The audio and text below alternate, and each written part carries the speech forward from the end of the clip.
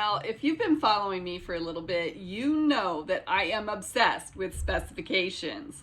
I think it has something to do with being a construction manager and wanting to have some organization, management, or structure in a project. So I love the specifications.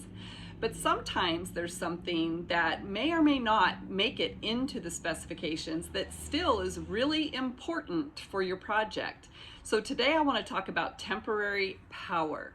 So sometimes you have those job sites that are on vacant land or are pretty virgin sites that don't really have any power coming to them. And lately PG&E's been a little bit slower in getting some of the applications approved.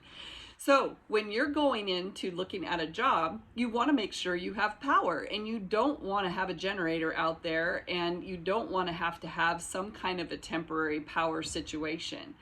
So one of the things that in the specifications you can identify is to ensure that temporary power is taken care of.